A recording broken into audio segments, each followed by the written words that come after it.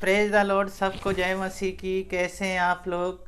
परमेश्वर ने आज का दिन दिया, परमेश्वर को बहुत बहुत धन्यवाद देते हैं। वचन पढ़ेंगे, प्रार्थना करें। पहले महान अनुग्रहकारी पिता परमेश्वर, वचन पढ़ते हैं। प्रभु जी आप बताएं गहरी के बातें, प्रत्येक जन को आपके हाथों में सौंपते हैं। सबसे महिमा ले, सारा गौरव आदर महिमा आपको देते हैं। उद्धारकर्ता यीशु मसीह के नाम से मांगते हैं, आमीन।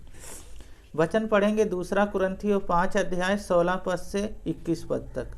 अतः अब से हम किसी को भी शरीर के अनुसार ना समझें, यद्यपि हमने मसीह को भी शरीर के अनुसार जाना था, तो भी अब से उनको ऐसा ना जाने।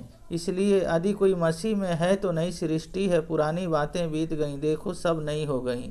ये सब बातें परमेश्वर की ओर से हैं, जिसने मसीह के द्वारा अपने साथ हमारा मेल मिलाप कर लिया और मेल मिलाप की सेवा हमें सौंप दी है।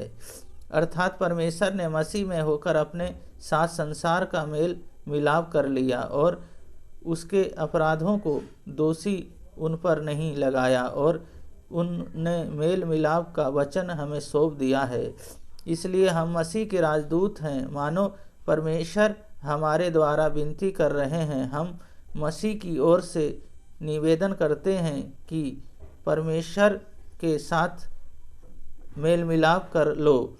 जो पाप से अज्ञानता थे उसी के उसने हमारे लिए पापी ठहराया कि हम उसमें होकर परमेश्वर की धार्मिकता बन जाएं। इस वचन को पढ़े जाने को परमेश्वर आशीष दे। यीशु से उपवास रखना। पहली बात उपवास रखना। जब हम उपवास रखते हैं तो हम नया बनते हैं। जब हम नया बनते हैं तो हमारा परमेश्वर से मेल मिलाप होता है। जब हमारा परमेश्वर से मेल मिलाप हो जाता है तो हम साधारण नहीं रहते हैं और हम परमेश्वर की उपस्थिति में चलते हैं, क्योंकि परमेश्वर ने हमसे प्रेम किया, जो अपने इकलौते पुत्र को दिया, और कलवरी क्रूस पे इकलौते पुत्र ने अपने लहू को बहा दिया। यीशु मसीह ने हमारे पापों और गुनाहों को क्षमा कर दिया। 17 में, इसलिए यदि कोई मसीह में है तो नई सृष्टि है, पुरानी बातें बीत गईं, देखो सब नई हो गई।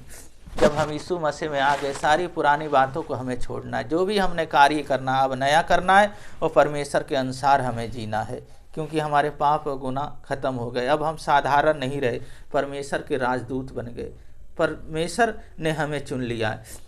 और दूसरी बात है वचन को पढ़ना। जब हम वचन को पढ़ते हैं तो हमें समझ आता है परमेश्वर की क्या योजना है, परमेश्वर हमें क्या कहना चाहते हैं, हमें समझ आता है। और परमेश्वर की इच्छा हमारे जीवन में क्या है, तो हमें वचन पढ़ना है। और तीसरी बात है हमें प्रार्थना करना है। जब हम प्रार्थना करते हैं तो परमेश्वर हमारी प्रार्थनाओं को सुनते हैं और सुन के उत्तर देते हैं। यीशु मसीह को हम जान गए, यीशु मसीह के हम पीछे चल रहे हैं, तो अपने जीवन में, हमारे जीवन में कार्य होगा।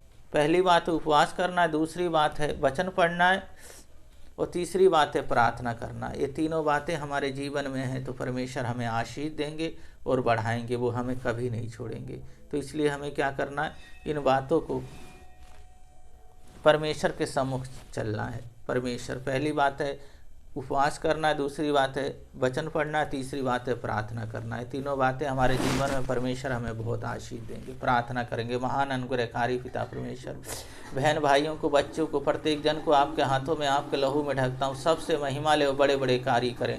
आपकी योजनाएं, आपकी इच्छा प्रभु जी प्रत्येक जीवन से पूरी होने पाए। हर बीमारी, हर दुर्बलताओं से बचा के रखें। आपकी अभिषेक और आपके आनंद में प्रभु जी बढ़ने पाएँ। Father thank you, Jesus Christ thank you, praise the Lord. Jesus Christ, आप जैसा कोई नहीं, आप बड़े बड़े कार्य करने वाले। सबको, प्रत्येक जन से अपनी महिमा ले। पिता, पुत्र और पवित्र आत्मा के नाम पे आशीषित करते हैं। सारा गौरव आदर महिमा आपको देते हैं। उद्धारकर्ता यीशु मसीह के नाम से मांगते हैं, आमीन। परमेश्वर के वचन में बढ़ते रहे। परमेश्वर आप लोगों को बहुत बहुत आशीष करें, बलेस करें। सबको जय मसीह की।